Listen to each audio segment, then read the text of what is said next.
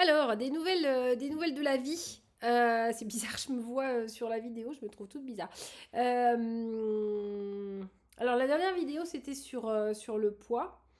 Parce que bon, quand même, en l'espace de 3 ans, moi, ça a été des grosses, grosses variations.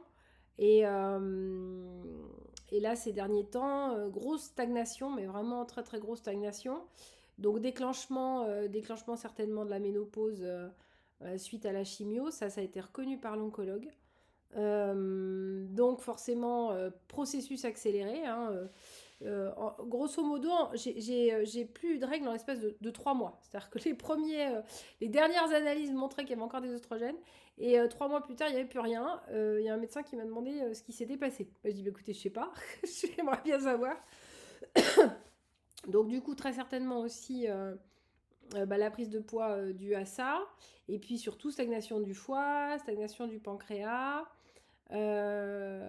Malgré une alimentation saine, malgré une activité sportive relative, mais présente. Je suis un peu malade en ce moment. Du coup, j'ai voulu tenter quelque chose, donc je vais vous raconter ma première expérience, même si... alors j'ai fait plusieurs choses hein, depuis 4 mois, mais je vous expliquerai après. Alors il y a un truc que j'ai fait, je sais pas, alors pour ceux qui connaissent un peu la méditation, moi je pratiquais depuis quelques années et ça faisait longtemps que je voulais faire une retraite Vipassana. Une retraite Vipassana, c'est une retraite, donc c'est très normé, c'est-à-dire que en réalité, n'importe qui ne peut pas faire des retraites Vipassana et une première retraite est constituée toujours de 10 jours de retraite. C'est 10 jours de retraite dans le silence, en groupe. Donc là, dans mon cas, nous étions 50 hommes, 50 femmes. Il n'y a pas de contact entre les hommes et les femmes. Et pendant 10 jours, on ne se parle pas. Pendant 10 jours, on prend soin de vous. Vous vous occupez de rien. On vous fait à manger. On vous mâche les horaires. C'est toujours les mêmes horaires, mais en fait, vous devez suivre en fait un rythme. Et donc j'ai fait ça. J'ai fait ça pendant 10 jours et je pense que ça a été une des expériences les plus pertinentes de ma vie. Ça m'a apporté beaucoup, beaucoup de profondeur, beaucoup d'émotions, beaucoup d'intériorité. Alors je sais que c'est peut-être pas donné à tout le monde, hein. Il y en a qui ont lâché, hein, qui n'ont pas tenu les 10 jours, il y en a qui sont partis. C'est ok, hein, je veux dire, voilà. On est face à soi, hein, donc pour avoir fait de la psychothérapie dans ma vie, je pense que j'ai fait 2 ans de psychothérapie en 10 jours. Euh, c'est quand même très très très intéressant aussi ce ralenti. On est déconnecté, donc c'est très bon aussi de plus avoir à se soucier en fait et se rendre compte que bah, la vie continue, mais qu'en fait le monde ne s'arrête pas de tourner parce que on est déconnecté pendant 10 jours. Donc ça c'est vraiment une expérience. Si vous voulez en savoir plus, vous me mettez un commentaire, je vous enverrai les liens avec plaisir.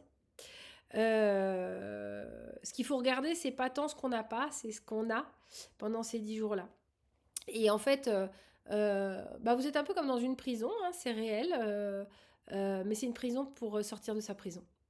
Et c'est ça qui est intéressant. Enfin, en tout cas, c'est comme ça que moi je l'ai vécu. C'est très très personnel comme expérience. Il n'y a pas une expérience mieux que les autres. C'est vraiment quelque chose de très individuel.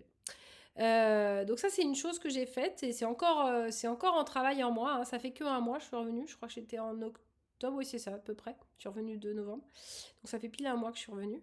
Et voilà, c'est une expérience qui continue son chemin et qui incite bah, à reprendre la méditation. Donc la méditation Vipassana, elle est très normée. Il n'y a aucun dogme, aucune religion. On est vraiment juste dans l'écoute de soi. Voilà, c'est très intéressant. Ça, c'est une chose que j'ai faite. Et puis, en septembre, donc avant ça, mais je l'ai fait après, ma médecin généraliste m'a proposé de tester un produit qui est proposé donc normalement aux personnes qui sont en surpoids plus, ou en tout cas en IMC supérieur à la moyenne, ce qui est mon cas, hein, et avec des troubles de diabète de type 2, ce qui est mon cas aussi. Sachant que moi, j'ai jamais eu de diabète. J'ai jamais eu de problème à ce niveau-là et que depuis en fait la fin de la chimio, mes taux de glycémie sont toujours supérieurs à la normale. Là, au retour du Vipassana, mon HOMA a été descendu. Donc le HOMA, c'est la résistance à l'insuline.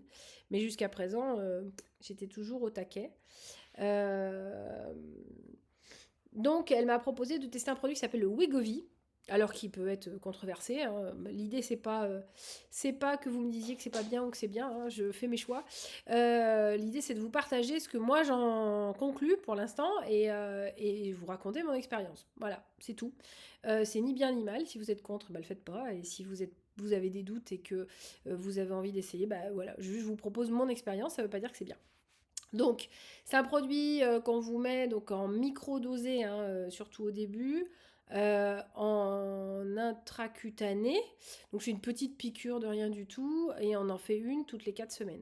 C'est un produit qui n'est pas remboursé. Ça vaut quand même en moyenne 200 euros en pharmacie, donc uniquement sur prescription médicale.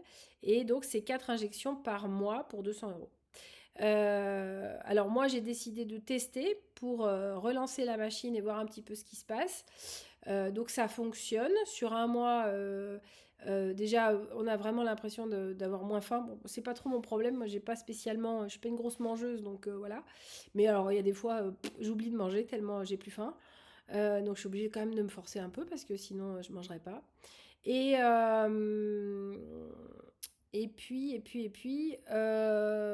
au niveau effet secondaire, moi j'ai eu quand même des céphalées et faire attention à la constipation. Bon, un petit kiwi le matin en général, ça résout le problème. Mais c'est voilà, c'est très, c'est quand même pas, c'est pas, voilà, pour l'instant c'est tout. Et donc perte de poids sur un mois, et ben j'ai perdu 3 kilos. Donc 3 kilos, sachant que ça fait plus de 2 ans maintenant que je perds pas un gramme, quoi. Donc, je vous avoue que ça fait plaisir, malgré tout. Même si c'est un produit chimique, donc ça me plaît pas trop. Je suis quand même allée regarder comment ça fonctionnait, quel était le principe, etc. Et donc, sur l'idée, en fait, c'est vraiment de pouvoir refaire démarrer la machine. Donc là, moi, je fais une pause. J'ai fait des analyses de sang avant sur tous les marqueurs de la thyroïde, donc T3, T4, TS3, TS4, je ferais que je vous dise exactement, mais bon, tous les marqueurs, pas juste la T4 hein, que font habituellement les généralistes. Les marqueurs du hépatique, bien sûr, la glycémie, le HOMA, et voilà, bon, après les bases, quoi. Donc, une analyse de sang avant, c'est important pour savoir justement aussi comment vous êtes avant si vous démarrez ça. Et puis là, j'arrête. Donc, j'ai décidé de faire qu'un seul mois pour l'instant. Je vous avoue que financièrement, on y réfléchit aussi, hein.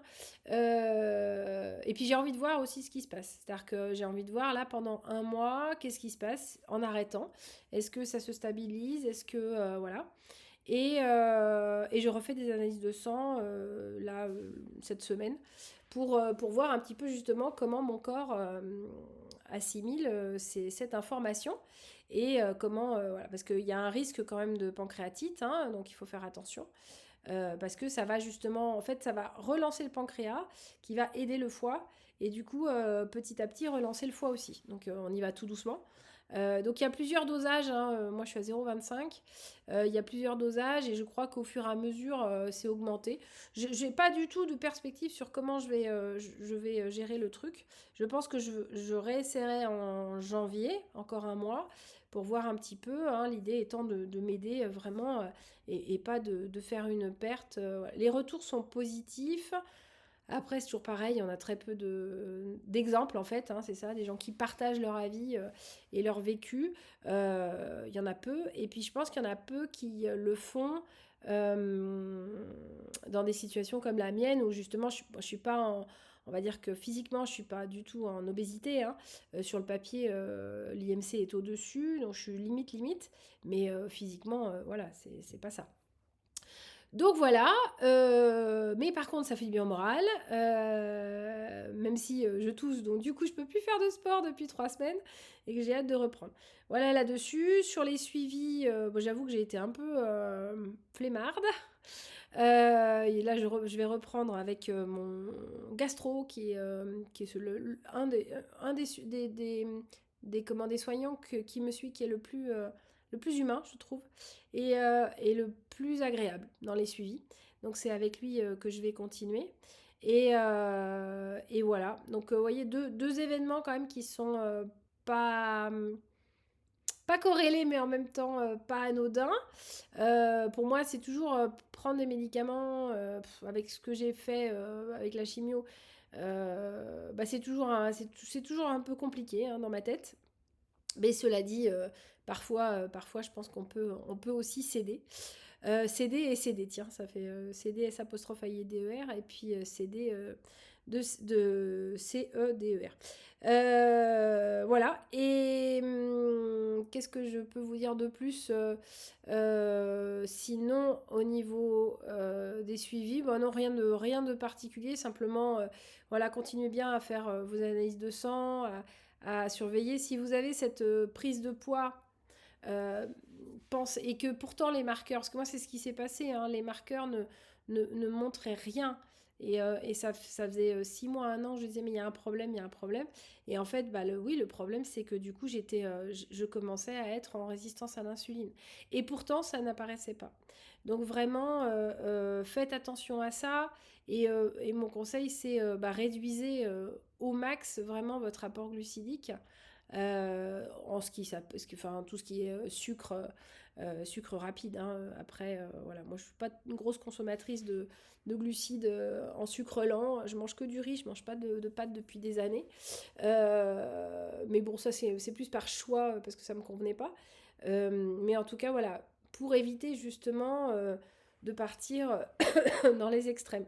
Donc, ce qui a été difficile pour moi, donc suite à la chimio quand même, c'est que moi j'ai continué mon régime. Hein. J'avais fait un régime, si vous écoutez les vidéos antérieures, enfin pas un régime dans le sens régime pour perdre du poids, hein, mais une alimentation hyper stricte pendant toute la chimio, ce qui m'a quand même permis de la passer vraiment en forme.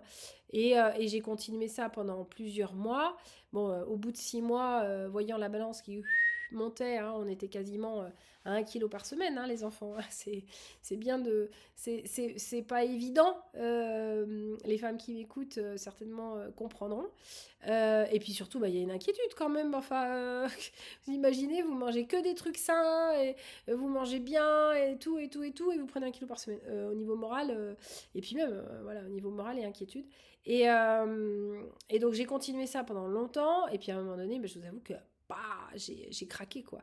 Alors j'ai craqué, moi je suis pas une grosse craqueuse, mais quand même, hein, j'ai, comme tout le monde, un peu de gourmandise. Et à un moment donné, c'est bon, bah, si vraiment ça change rien, autant au moins savoir pourquoi je prends du poids, quoi. Donc après, ça veut pas dire que je me suis goinfrée ni rien, hein, mais j'avoue que j'ai un peu lâché mon alimentation hyper stricte.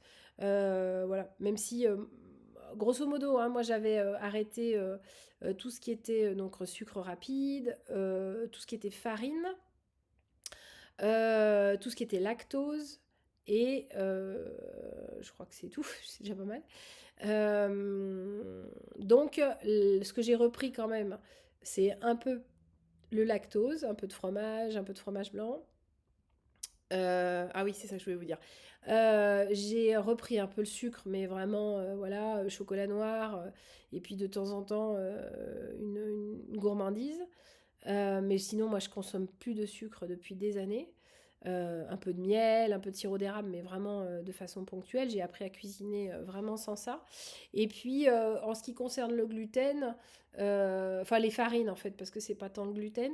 Les farines, mais j'en consomme pas beaucoup. Je mange très peu de pain. J'en mange pas tous les jours. Je vais aussi préférer des galettes de riz ou des choses comme ça. Voilà. Donc à peu près, j'ai maintenu un équilibre, quoi. Ah oui, c'est ça que je voulais vous dire. Il y a quelques temps, grosse douleur articulaire le matin. Alors bon, je pense que la ménopause, en tout cas l'âge et la ménopause, parce que c'est des douleurs qui sont symptomatiques de la ménopause, mais bon, je pense qu'il n'y a pas que à la ménopause. Euh, Grosse douleur articulaire, notamment le matin quand je me levais et tout. Donc j'ai complètement arrêté le café, que j'avais complètement arrêté pendant la chimio. C'est ça que j'avais oublié. C'est le café que j'avais complètement enlevé, enfin tous les excitants, donc café, thé, alcool. Voilà, c'est ça. Et donc là, j'avoue que je suis une amatrice de café. Et là, j'ai complètement arrêté et depuis, ben, j'ai plus mal. Donc voilà, le café est un gros inflammatoire.